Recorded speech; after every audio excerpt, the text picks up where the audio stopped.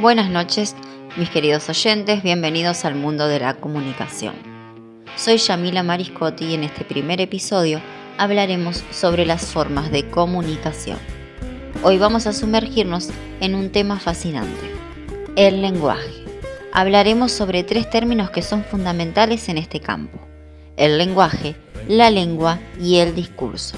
Acompáñenme en este breve recorrido para entender cómo estos conceptos se interrelacionan y nos ayudan a comunicarnos. Primero, hablemos del lenguaje, que hace referencia a la capacidad humana para adquirir y utilizar sistemas de comunicación complejos. El lenguaje no solo se manifiesta a través de palabras, sino también mediante gestos, expresiones faciales y otros símbolos que empleamos para transmitir ideas y emociones. Es una habilidad universal que todos compartimos y una herramienta poderosa que nos distingue como especie. Pasando al segundo término, la lengua, es un sistema de signos específicos que una comunidad utiliza para comunicarse. Mientras que el lenguaje es una capacidad humana general, la lengua se refiere a las distintas formas en que esta capacidad se concreta, como el español, el inglés, el quechua, por mencionar algunas. Cada lengua tiene su propio conjunto de reglas gramaticales, sonidos y significados que permiten a sus hablantes entenderse entre sí. Finalmente llegamos al discurso. Este término se refiere al uso concreto del lenguaje en un contexto particular. Es lo que estamos haciendo ahora mismo en este programa. Estamos utilizando la lengua española para construir un discurso, es decir, una secuencia de palabras y frases con un propósito específico. En este caso, informarles sobre estos conceptos. El discurso puede variar dependiendo del contexto, la intención del hablante y la relación entre los interlocutores. Ahora bien, pasemos a otro concepto esencial en la comunicación, el diálogo. El diálogo es una forma de comunicación en la cual 2 o más personas intercambian ideas, opiniones o información. Es fundamental para el entendimiento mutuo y la resolución de problemas. A través del diálogo no solo compartimos información, sino también construimos relaciones, negociamos significados y aprendemos unos de otros. Un buen diálogo requiere escuchar activamente, respetar el turno de palabra y estar dispuestos a comprender al otro. Cuando hablamos del diálogo, lo asociamos como parte de una conversación, y está muy bien, pero hay que tener en cuenta que la conversación tiene una estructura, y cómo puede impactar esta en la eficacia de la comunicación.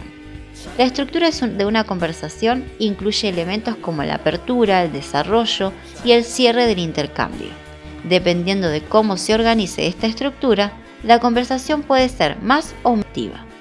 En situaciones formales, por ejemplo, como en una reunión de trabajo, la estructura de la conversación tiende a ser más rígida y organizada. Es común que se sigan reglas preestablecidas, como quién tiene la palabra, cómo se presentan los argumentos y cómo se llega a las conclusiones. En estos contextos, una estructura bien definida ayuda a que la comunicación sea clara, directa y efectiva, minimizando malos entendidos y asegurando que todos los participantes estén alineados. Por otro lado, en situaciones informales como una charla entre amigos o una conversación casual, la estructura es más flexible. Los participantes pueden interrumpirse, cambiar de tema o hablar de manera más relajada. Esta libertad permite una mayor espontaneidad y creatividad en la comunicación. En estos casos, aunque la conversación es más fluida, es importante mantener ciertos elementos de estructura, como la escucha activa y la claridad en los mensajes. En resumen, el diálogo es una herramienta poderosa para la interacción humana, y la estructura de la conversación juega un papel crucial en su efectividad. En contextos formales, una estructura clara y organizada garantiza una comunicación precisa.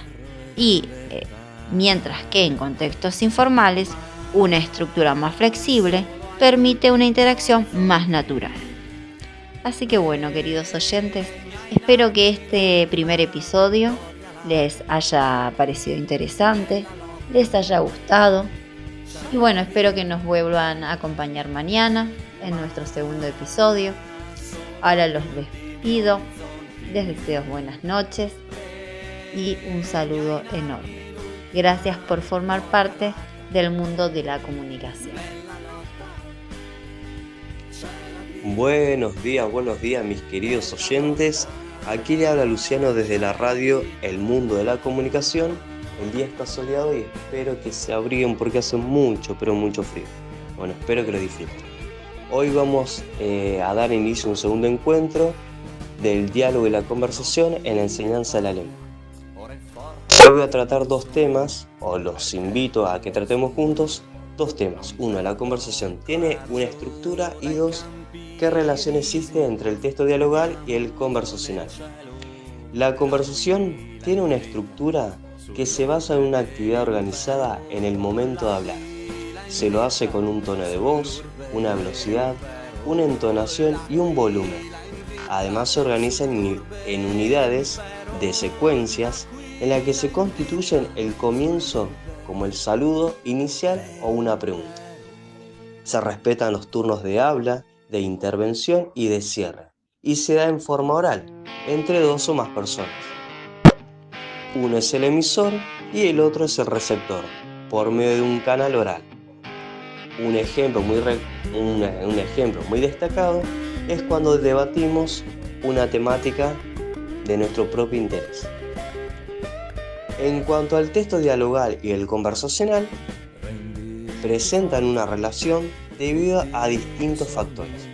Por ejemplo, representan un esquema, comienzan con saludos iniciales, presentan turnos de habla, hay una negociación de un tema, hay estrategias para resolver un problema de comunicación, presenta una serie de aspectos sociopragmáticos como la cortesía, el concepto de imagen, el contexto, el cambio de registro, los rasgos extralingüísticos como cinésicos y proxémicos, y también aspectos pragmáticos como los conectores discursivos, modalizadores discursivos, las relaciones sintácticas, repeticiones, uso de tiempos verbales y las personas gramaticales. Espero que les haya gustado muy bien la charla que hemos tenido, así que espero que tengan un muy bonito día. Le envío un saludo enorme de Luciano. Hola queridos oyentes, nos encontramos aquí en un nuevo capítulo del mundo de la comunicación para poder abordar con ustedes distintos interrogantes que nos interpelan y nos invitan a pensar desde otra perspectiva. En la noche de hoy hay dos preguntas muy interesantes que tienen que ver con la actualidad digital y áulica, y entre tantas dudas nos planteamos, en una era dominada por la comunicación digital, ¿cómo se están transformando aquellas estructuras tradicionales de la conversación? Consideramos que el mundo está cada vez más interconectado y la comunicación evoluciona sin precedentes a lo largo de los años, pero no es tan así a la hora de tener una conversación, ya que en las últimas décadas podemos observar cómo los individuos carecen de un compromiso conversacional, dejando al descubierto el poco interés e intelecto para llevarla a cabo. La conversación se estructura de tal manera que el intercambio de los hablantes tiene que ser recurrente, continuo y que cobre sentido, poniendo en juego la interpretación. De lo contrario, se encuentra en dicho compromiso y la conversación muere dejando un sinsabor. Quienes participamos de una conversación evaluamos las intenciones del otro de abordar un tema y sobre ellas creamos bases para dar nuestras respuestas.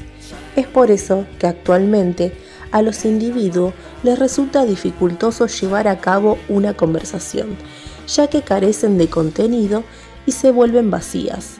También es por mero desconocimiento, ya que no se han brindado las herramientas necesarias para poder ingresar a este bello mundo de la comunicación y poder comprender la realidad social.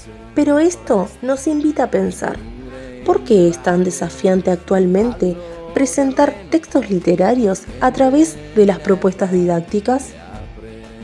Y creemos que esto sucede ya que los alumnos muestran cierto desinterés por los libros.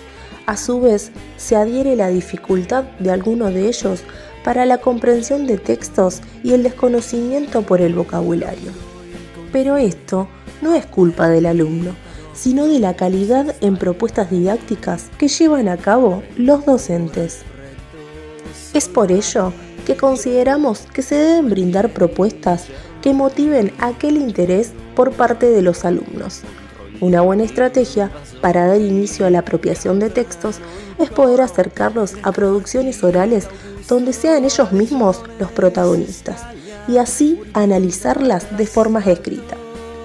Ellos, al sentirse parte de la propuesta, las realizarán con mucho entusiasmo y comprensión.